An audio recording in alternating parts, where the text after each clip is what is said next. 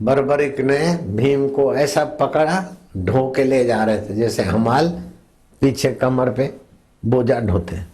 भगवान शिव को बीच में हस्तक्षेप करना पड़ा। आकाशवाणी से शिव जी ने कहा, बेटा बर्बरिक,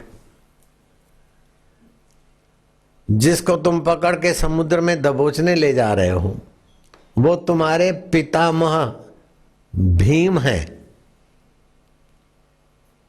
घटोत्कच के पिताश्री हैं। ये तुम क्या अनर्थ करने जा रहे हो? एकदम चौंका और भीम के चरणों में पड़ा, माफी वाफी मांगी। भीम ने कहा, बेटा अनजाने में जो हो गया। बोले नहीं, माता पिता गुरु और पितामह की अवज्ञा करने वाले को जीते जी मर जाना चाहिए, मृत्यु दंड ले लेना चाहिए। मैं बस आपको प्रणाम करता हूं, अब मैं अपने पाप का प्रायश्चित करके शरीर छोड़ूंगा। बोले अनजाने में जो हो गया उसका इतना गहरा पाप नहीं होता है। भीम ने समझाया, बर्बरिक भीम की प्रदक्षिणा करके आशीर्वाद लेके गए। कथा तो विस्तार से है, लेकिन सार बात यह है कि महाभारत की युद्ध घोषित हुई, 13 साल पूरे हुए तो दुर्योधन ने पूछा कि इस युद्ध में कौन सा योद्धा कितने समय में पांडवों को तहस नहस कर सकता है।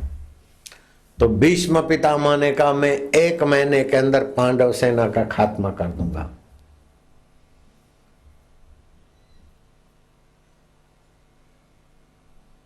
कृपाचार्य ने कहा, मैं भी 1 महीने में कर दूंगा। द्रोण ने कहा, मैं 20 दिन में कर दूंगा। अश्वत्थामा ने कहा 20 दिन में कर दूंगा। कर्ण ने कहा कि मैं 6 दिन के अंदर पांडवों की सेना को तहस नहस कर दूंगा, विजयी बना दूंगा। उनके बीच ये बर्बरिक बैठा था। उसने कहा, आप इतने महानुभाव, कोई 1 महीना, कोई 18 दिन, कोई 25 दिन, कोई 20 दिन, कोई 6 दिन, इतना श्रम करने की जरूरत क्या है? मैं तो इन 3 बाणों में अभी अभी पूरी सेना को नष्ट कर दूं।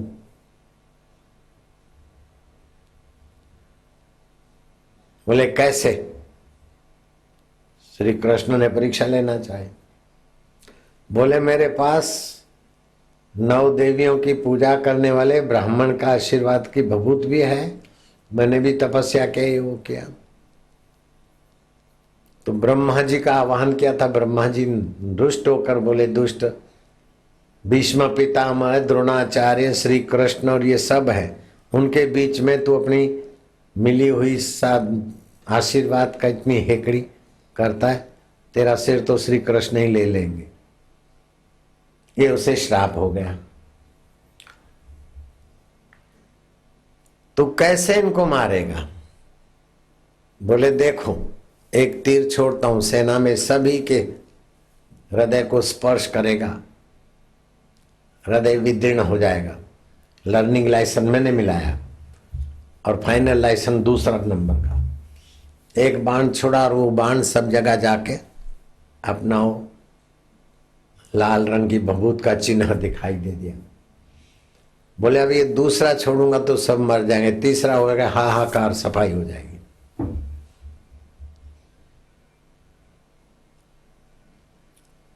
वो बात वहां पूरी हो गई। अब महाभारत के युद्ध की तिथि तय हो गई और महाभारत का युद्ध छिड़ने लगा। बर्बरिक चला अपने घर से। श्री कृष्ण ने देखा कि बर्बरिक बड़ा बलवान है, मेरा आशीर्वाद भी है, शिव जी भी उसको बचाए हैं, देवियों ने भी उसे सींचा है अमृत से, भीम ने भी आशीर्वाद दिया, लेकिन बर्बरिक आएगा तो पांडवों का विनाश हो जाएगा। ब्राह्मण का रूप धारण करके श्री कृष्ण बर्बरिक के रास्ते में खड़े हो गए। बोलो बर्बरिक कहां जाते हो? बोले मैं युद्ध देखने जाता हूं। तो तुम युद्ध में किसका पक्ष लोगे योद्धे?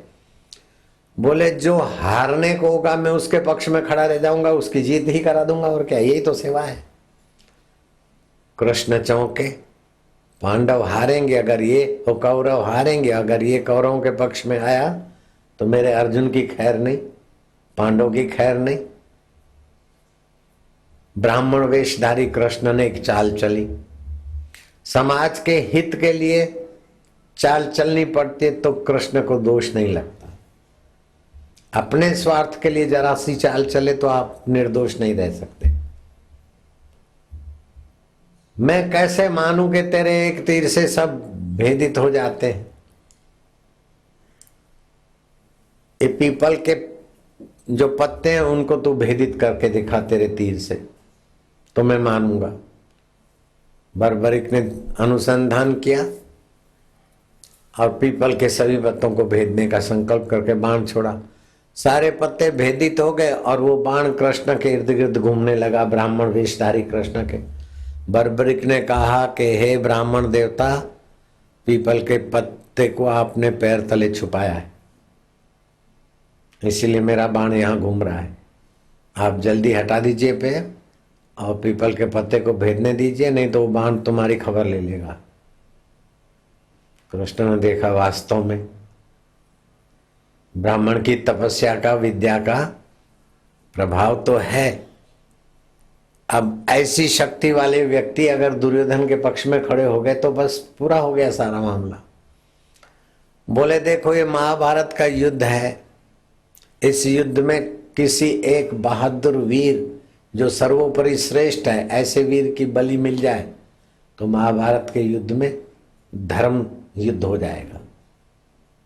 अब मैं ब्राह्मण हूं और याचना करने आया हूं और तुम वीर बहादुर, और वीर बहादुर के आगे हाथ फैलाने वाले ब्राह्मण को इनकार कैसे होगा। बोले ब्राह्मण के वेश में आप कुछ और ही हो, आप अपना मूल रूप बताओ, फिर आपको सिर में कुर्बान कर दूंगा। कृष्ण प्रकट हो गए, उसने सिर कुर्बान कर दिया। लेकिन सिर कुर्बान करता हूं उसके पहले माधव मैं युद्ध देखूं, ऐसा कुछ तुम कर सकते हो। बोले कटा हुआ सिर पर्वत पर जाएगा और तुम युद्ध देखते रहोगे। मनुष्य के अंदर शक्तियों का लाखवां हिस्सा विकसित होता है तो वो बुद्धिमान कहा जाता है और कई सामर्थ्य छुपे हैं। इस बात को नादान व्यक्ति असंभव बोलते हैं, लेकिन सब संभव है। संकल्प में शक्ति है। एक शरीर में से कई शरीर बना दो आप, ऐसा भी होता है। यहाँ बैठे बैठे इधर हाथ घुमाओ और 1000 माइल 10,000 माइल लाख माइल दूर उस हाथ के संकल्प के अनुसार वहां घटना भी घट सकती है। सब होता है।